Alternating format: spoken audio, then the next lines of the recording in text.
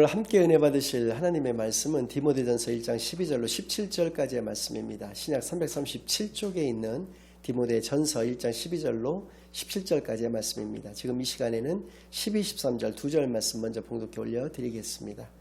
나를 능하게 하신 그리스도 예수 우리 주께 내가 감사함은 나를 충성되이 여겨 내게 직분을 맡기심이니 내가 전에는 비방자요 박해자요 폭행자였으나 도리어 긍휼을 입은 것은 내가 믿지 아니할 때 알지 못하고 행하였음이라. 아멘. 하나님 아버지 감사드립니다. 오늘도 귀한 주일로 교회로 예배로 인도하여 주신 은혜를 진정으로 감사드립니다. 지금 이 시간 저희들이 지난 한 주간 지었던 모든 죄악을 예수 그리스도의 십자가 아래 다 내려놓고 오직 저희들의 온 영과 진리를 다하여 하나님께만 드려지는 예배를 통하여 하나님께서만 영광 받으시는 은혜의 시간으로 이 시간을 인도하여 주시옵소서. 모든 것을 감사드리오며 예수 그리스도의 이름으로 기도드리옵나이다. 아멘. 네, 오늘은 나의 복음이라는 제목을 가지고 오늘 본문 말씀을 중심으로 하나님의 말씀을 증거하겠습니다. 이번 주는 디모데 전서를, 다음 주에는 디모데 후서를 여러분들과 함께 상고할 터인데요. 말 그대로입니다. 사도 바울께서 영의 아들인 디모데에게 먼저 보내신 서신, 그것이 디모데 전서가 되겠고요. 후에 보내신 서신이 디모데 후서가 되겠는데요. 이 안에 너무나도 우리 신앙인이라고 하면 어떤 마음가짐으로 어떤 삶의 자세로서 살아가야 될 것인가가 너무나도 잘 나타나 있는 말씀이기 때문에 이 말씀을 온전히 우리의 마음밭에 잘 새겨서 이 말씀대로 우리가 삶을 살아내시는 저와 여러분이 되시기를 간절히 바랍니다. 먼저 1장 1절을 통해서도 우리 신앙인이라면 어떤 마음가짐으로 살아가야 될 것인지를 세 가지로 잘 말씀해 주고 계시는데요. 1, 2절은 안부 인사인데 이 인사를 통해서도 그걸 알 수 있다는 것입니다. 먼저 1절 말씀만 읽어드리겠습니다. 우리 구주 하나님과 우리의 소망이신 그리스도 예수의 명령을 따라 그리스도 예수의 사도된 바울은, 발신자가 바울이라는 것을 분명히 하고 있는데요. 사도 바울의 앞에 수식되어지는 말들이 세 가지를 나타내고 있는데 우리의 마음가짐을 이야기를 하고 있습니다. 먼저 하나님 앞에 붙는 수식어가 있었는데요. 우리 구주라는 것이죠. 구주로 번역되어진 헬라어 소페르라고 하는 말은 당시에는 로마 황제 앞에만 붙일 수 있었던 단어였습니다. 말 그대로 구주 혹은 구원자 이런 의미를 가지고 있는데요. 우리의 구원자는 로마 황제다라고 하는 것을 이야기하는 것이죠. 그러나 그리스도인들에게 있어서의 구주는 누구인가? 하나님 한 분밖에 계시지 않는다라는 그런 고백인 것이죠. 두 번째는 예수 그리스도 앞에 붙는 수식어 역시도 우리의 소망이신, 우리의 소망이 되시는 이라는 것입니다. 세상 사람들에게 있어서의 소망은 돈이 될 수도 있고 명예가 될 수도 있고 권력이 될 수도 있을 것입니다. 그러나 그리스도인에게 있어서의 유일한 참 소망은 예수 그리스도 한 분밖에 계시지 않는다는 것을 분명히 고백하고 있는 것이죠. 그리고 마지막으로 세 번째는 우리 구주 하나님과 우리의 소망이신 그리스도 예수의 명령을 따라 그리스도 예수의 사도된 바울이 사도가 될 수 있었던 것은 하나님과 예수 그리스도의 명령 때문이다라는 것이죠. 그러니까 나의 명령권자는 하나님과 예수님 밖에는 계시지 않는다라는 것을 아울러 고백하고 있는 것인데요. 이러한 것이 우리의 신앙의 마음가짐이 되어야 할 것입니다. 2절 말씀, 믿음 안에서 참아들 된 디모데에게 편지하노니, 발신자는 사도 바울이었고 수신자가 이제 디모데라는 것을 분명히 얘기하고 있는 것이죠. 하나님 아버지와 그리스도 예수 우리 주께로부터 은혜와 긍휼과 평강이 내게 있을지어다라고 이제 인사 말씀인데 말씀하고 있습니다. 여기서 중요한 것은 앞부분인데요. 믿음 안에서 참 아들 된 디모데에게라고 표현되고 있습니다. 사도 바울께서는 그 신앙을 가지시고 그 기간에 비해서 상당히 많은 영의 자녀들을 많이 두셨는데요. 대표적인 사람이 오늘 나오는 디모데입니다. 그리고 디도라고 하는 사람도 있고 빌레몬, 오네시모, 브루스길라와 아굴라, 루포 등등 수없이 일일이 다 거론할 수 없을 정도로 무수히 많은 그러한 영의 자녀들이 있었는데요. 우리들도 이제 신앙생활을 시작한 지 얼마 되지 않았다면 모르겠지만 10년이 되었고 20년이 되었고 30년이 되었고 거의 일평생을 신앙 가운데서 살아갔음에도 믿음 안에서 참 아들 된, 참 딸 된, 참 자녀 된 아무개가 만약에 없다라고 한다면 우리 자신을 한번 돌아봐야 할 것입니다. 믿음의 계승을 통해서 하나님 나라의 역사가 이루어져 나가야 할 것입니다. 우리 대에 이르러서, 내 대에 이르러서 이것이 단절이 되면 안 되지 않겠습니까? 인류의 역사를 죄악의 역사라고 이야기를 하지만 지금까지의 역사가 그랬다라고 하더라도 앞으로의 역사는 하나님 나라를 이루어가는 믿음의 역사가 되어야 될 것인데도 불구하고 그러한 믿음의 계승이 이루어지지 않게 되어지는 믿음 안에서 참 아들 된 누가가 없다라고 한다면 우리 자신을 반드시 돌아봐야 되는 그러한 문제가 되겠습니다. 이 디모데는 바울이 1차 전도여행 당시에 들리셨던 루스드라라고 하는 곳이 있었는데요. 이곳에 아버지는 헬라인이었는데 어머니는 유니게 외조모는 루이스라고 하는 그런 유대인들이었는데 이분들이 사도 바울을 통해서 온전한 믿음을 소유할 수 있게 되었고요. 이 아들인 디모데에게도 그런 좋은 신앙관을 물려주게 되었던 것입니다. 그래서 이후에 그 디모데가 2차 전도여행 당시에 또 3차 전도여행 당시에 그리고 오늘 3절 4절을 보면 예배소 교회의 책임자로 이렇게 중임책을 맡겨주는데요. 사도 바울께서 그렇게 할 수 있었던 것은 그가 칭찬받는 젊은이였기 때문이다라는 것이죠. 즉 온전한 믿음을 소유했기 때문에 그 어린 나이임에도 불구하고 온전한 신앙 가운데서 잘 살고 있었기 때문에 주변 모두에게 칭찬받는 젊은이였기 때문에 그를 굉장히 아끼고 사랑했던 것을 우리가 알 수 있게 하시는 것이죠. 3절 4절 말씀을 제가 한번 봉독해 올려드리겠습니다. 내가 마게도냐로 갈 때 너를 권하여 에베소에 머물란 것은 어떤 사람들을 명하여 다른 교훈을 가르치지 말며 신하와 끝없는 족보에 몰두하지 말게 하려 함이라. 이런 것은 믿음 안에 있는 하나님의 경륜을 이름보다 도리어 변론을 내는 것이라. 아까도 말씀드렸지만 에베소 교회의 총 책임자로 디모데를 남겨두셨다는 것이죠. 사도 바울께서 마게도냐로 가실 때 그를 남겨두었던 목적이 있었는데요. 에베소 교회에 세 가지가 있었다는 것입니다. 부정적인 것이죠. 첫 번째는 다른 교훈을 가르치는 것들이 있었다는 것이죠. 다른 교훈이 존재했다는 것이죠. 교훈은 1장 11절 말씀은 제가 잠깐 읽어드리겠습니다.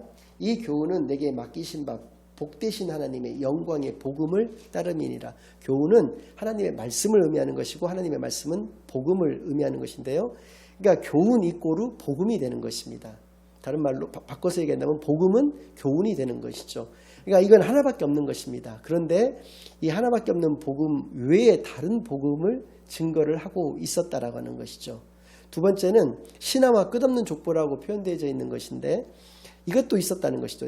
그건 무엇이냐면 그리스 로마 신화라고 하는 것도 당시에는 있었다는 것인데 그리스 로마 신화에 보면 제우스를 비롯해서 너무나도 복잡하게 얽혀있는 그 각의 족보가 이렇게 나와 있습니다. 그 복잡한 족보를 끝없는 족보라고 이렇게 표현했는데 한마디로 쓸데없는 이야기들이 너무나 횡행하고 있다라는 것이죠. 마지막으로 이런 그 다른 교훈이나 혹은 뭐 신화나 끝없는 족보와 같은 이런 것들로 말미암아서 변론이 일삼고 있었다.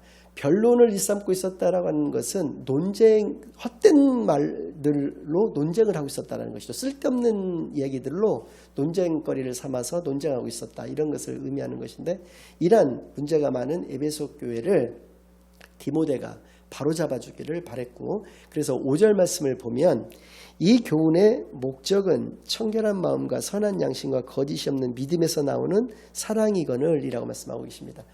그러니까 에베소 교회를 뭐 큰 교회로 부흥시켜달라고 요구를 했던 것도 아니고요. 뭐 돈이 많은 그 부자 교회를 만들어 달라고 디모데에게 요구했다는 것이 아닙니다. 오직 사랑이 충만한 교회를 만들어 달라. 사랑이 충만하기 위해서는 다른 교훈도 없어야 되고 신화와 끝없는 족보도 없어야 되고 이것들로 말미암은 논쟁, 변론도 없어야 되는 그런 교회가 사랑이 충만한 교회다. 사랑이 충만하기 위해서는 세 가지가 있어야 되는데 첫 번째는 청결한 마음, 그러니까 깨끗한 마음이 바탕이 되어야 된다. 두 번째는 선한 양심이 바탕되어야 된다. 세 번째는 거짓이 없는 믿음의 바탕 위에 있는 사랑이어야 된다는 것을 분명히 얘기해 주신다는 것이죠. 그러니까 그냥 우리가 알고 있는 그런 사랑이 아니라 깨끗한 마음에서 나오는, 청결한 마음에서 나오는 그런 사랑, 선한 양심에서부터 우러나오는 그러한 사랑, 거짓이 없는 믿음으로부터 비롯된 그 사랑이 충만한 그 교회를 에베소 교회로 탈바꿈 시켜달라고 하는 그런 목적을 가지고 디모데를 남겨두셨다는 것이죠. 오늘 이제 본문 말씀을 통해서 이것들을 좀 더 깊이 있게 살펴보겠습니다. 먼저 12절 말씀인데요. 나를 능하게 하신 그리스도 예수 우리 주께 내가 감사함은 나를 충성되이 여겨 내게 직분을 맡기심이니 라고 말씀하고 계시죠. 내가 예수님께 감사하는 것이 세 가지가 있다. 첫 번째는 나를 충성되이 여기셨다라는 것입니다.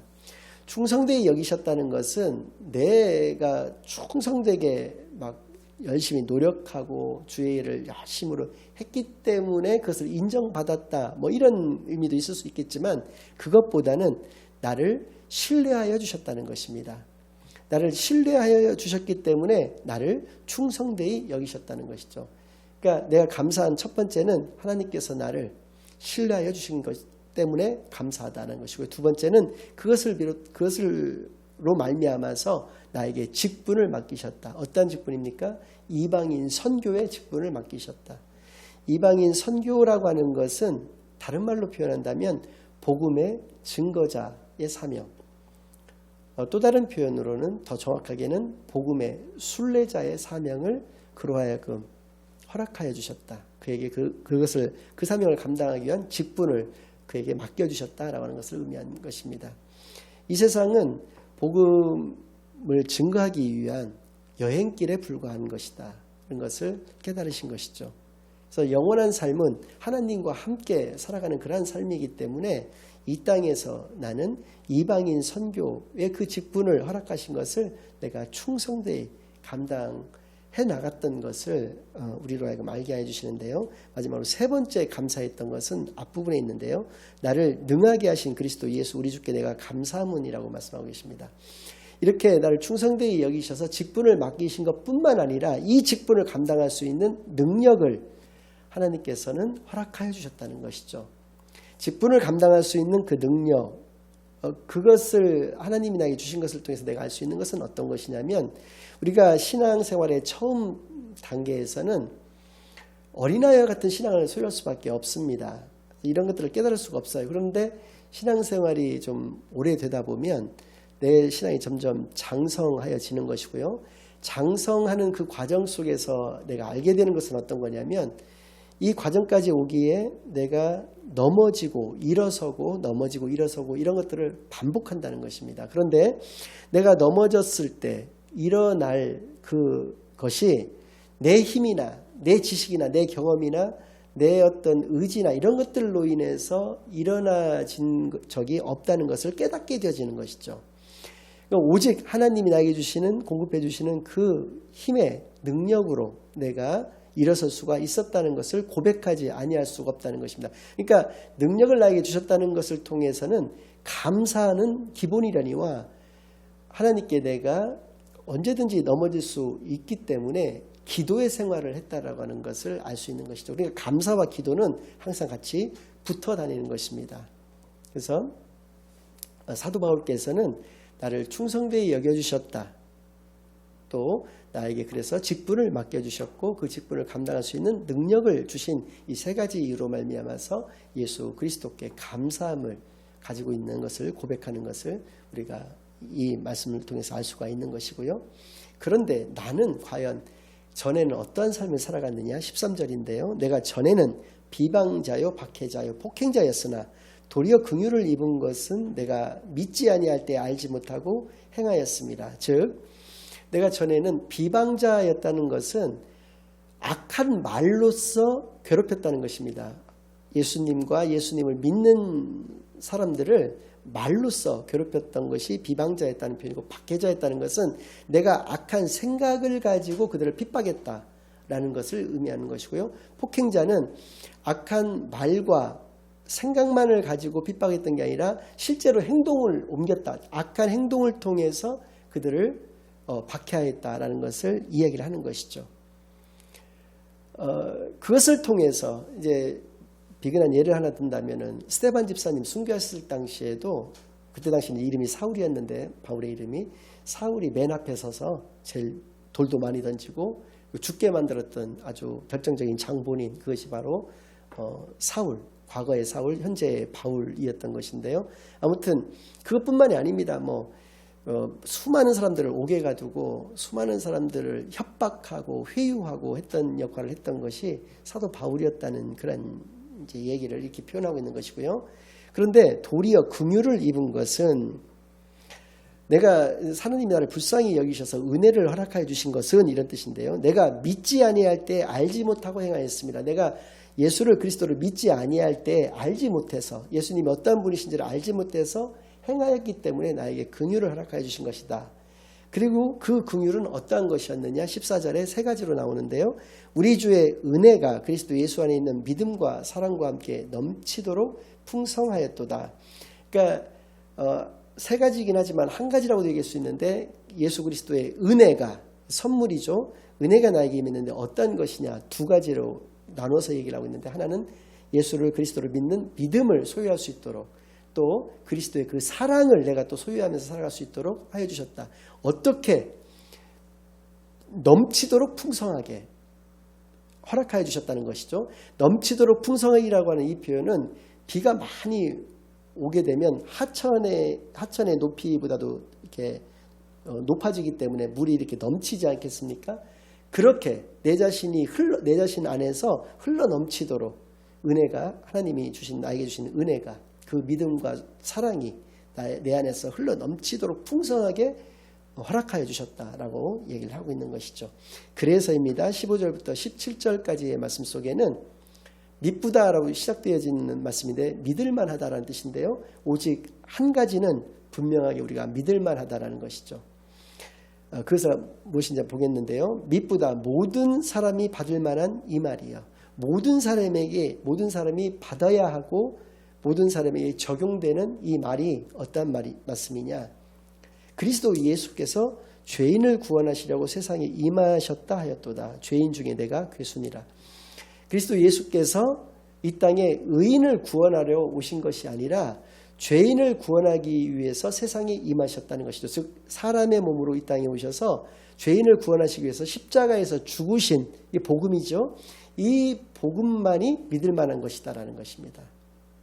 이 복음만이 믿을 만한 것인데, 나는 그 중에서도 죄인 중에 괴순이라, 탑이라는 얘기죠. 1등이었다는 것입니다. 사도 바울의 과거의 어떤 행적 모습들을 아시는 분들은, 그래, 사도 바울은 이렇게 고백할 만하지. 제가 아까도 방금 전에 말씀드렸고 또 여러분들이 아시는 그의 과거의 삶의 행적들은 분명히 죄인 중에 내가 괴수다 이렇게 고백할 만하지라고 생각하실 수가 있는데요. 이렇게 만약에 생각을 하신다면 아직 신앙의 연조가 좀 짧으신 것을 반증하고 있다고 저는 생각을 합니다. 왜 그러냐면, 저도 50이 넘어서 이제 60줄에 다 접어들었을 이때에야 이 말씀이 와닿습니다. 여러분들이 어떻게 설명하기는 어려운데, 그러니까 여러분들이 이렇게 생각하실 수도 있지 않습니까? 내가 모태신앙이었고 나는 사도 바울과 같이 믿는 사람들을 박해하거나 핍박하거나 모질게 그들에게 모진말을 하거나 한 적이 한 번도 없으니까 죄인이긴 하지만 괴수까지는 내가 아닐 수 있다. 이건 사도 바울의 고백이겠다. 이렇게 생각하실 수가 있겠다는 것이죠. 그러나 그게 아니라는 것입니다. 세상을 살다 보면 내가 정말 죄인 중에 괴수구나. 이 사도 바울의 이 고백이 나의 고백이 되어버리게 된다는 것이죠. 내가 생각하는 모든 것, 내가 행하는 모든 것들이 내가 믿음 안에서 잘 살아왔다라고 생각되어지지만 돌이켜보면 나도 다를 바가 없었구나 라는 것들이 좀 어느 정도 이렇게 시간이 좀 많이 흐른 뒤에야 느껴지게 되는 그런 것이 같습니다. 그러니까 신앙생활에 있어서도 이 경륜이라고 하는 거 이런 것들도 굉장히 좀 중요하다는 느낌이 되는데요. 왜냐하면 그 말씀을 좀 깊이 있게 알아지고 깨달아지게 되는 그런 면이 좀 있는 것 같습니다. 아무튼 죄인 중에 내가 괴순이라고 하는 이 고백은 당시에 사도 바울이 디모데에게 했던 그러한 말씀이 아니라 내가 오늘을 살아가는 나의 모습이 이렇다라고 고백되어 줄 수밖에 없다. 이렇게 보여줄 수도 있는 것이죠. 그러나 내가 긍휼을 입은 까닭은 예수 그리스도께서 내게 먼저 일체 오래 참으심을 보이사 후에 주를 믿어 영생 얻는 자들에게 본이 되게 하려 하십니다.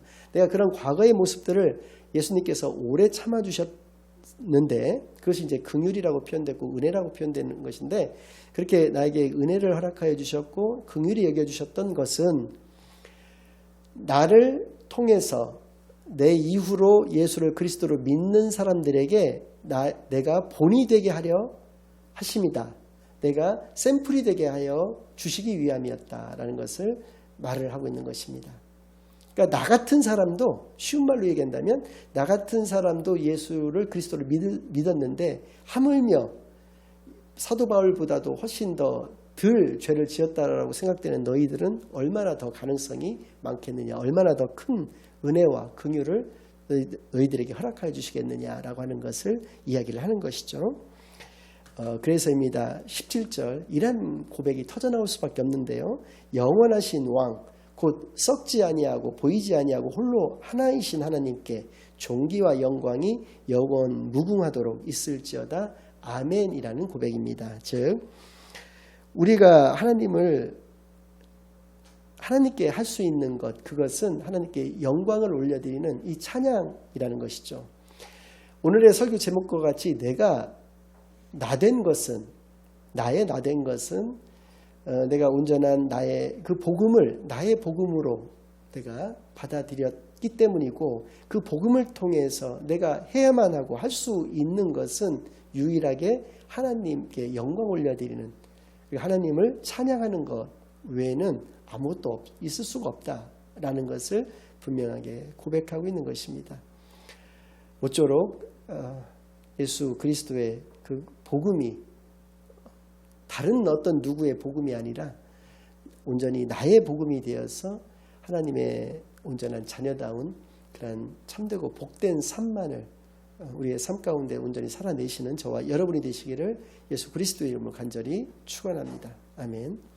이제는 우리 주 예수 그리스도의 은혜와 아버지 하나님의 극진하신 사랑과 성령 하나님의 내주, 인도, 역사, 교통하심이 복음이 온전한 나의 복음으로 온전한 하나님의 자녀의 참된 삶을 살아가기로 다짐하고 결심하고 돌아가는 모든 사랑하는 주의 자녀들과 그 가정 위에 이제로부터 영원까지 항상 함께 있을지어다. 아멘.